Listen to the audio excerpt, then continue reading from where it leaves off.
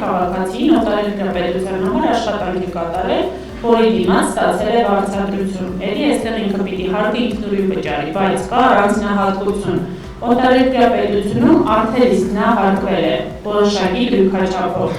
Եթե օտարերկրյա պետությունում եկամտային հարկի դրույքաչափը ավելի ցածր է, քան Հայաստանի Հանրապետությունում, ապա տարբերությունը պետք է վճարի Հայաստանի Հանրապետությունում։ Եթե օտարերկրյա պետությունում դրույքաչափը ավելի բարձր կլինի, վճարման որևէ բան չունի, բայց միևնույն է հայտարարում է։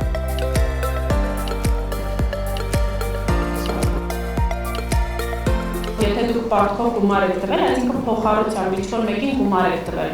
սա եկամուտ է համարվում միայն փոխառությունը ստացած անձի համար։ Եվ երբ որ ինքը ձեզ գումարը վերադարձնում է, դա չեք հայտարարում անկախ գումարի չափից, որովհետև դա ձեզ համար գումարի վերադարձը, պարտքի վերադարձը եկամուտ չի դիտարկվում։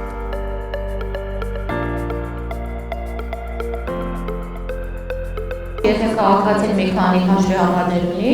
ապա հաշիվների միջև փոխանցումները ևս չի հայտարարագրվում։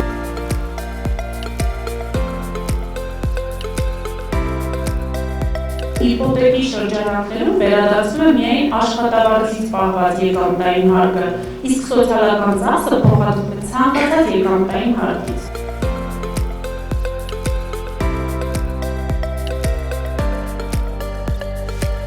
Մի երեխայի համար, եթե հայրներ, մայրներ հայտարարատու են հանդիսանում, կարող են երկուսներ 100,000 դրամների մասով օգտվել։ Կրթության մասով շեմը 100,000 դրամն է, բայց հանրագումարային, առողջապահության և կրթության մասով միևնույն է 100,000 դրամից ավել գումար չեք կարող ստանալ։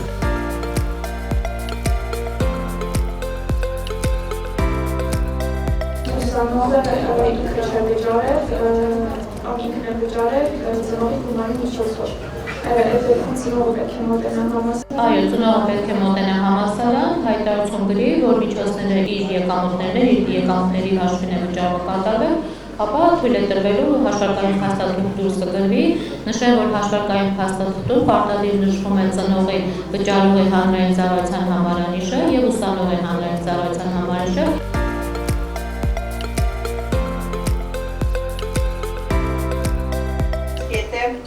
ԱԾ է, բայց կասում է, որ լիցենզիայով չի աշխատում։ Հնարավոր է ստացած երեխայի կրթության ուղղված վճարումները հետ ստանանք։ Եթե ԱԶ է և նախադպրոցական կրթությունը մատուցում, սակայն լիցենզիա չունի, ոչ։ Իդեպ ասեմ, որ այդ ցանկը տեղադրված է կրթության նախարարության կայքում, թե որ կազմակերպությունները իրավունք ունեն սոցիալական ծախսով հաշիվ դուրս գրել։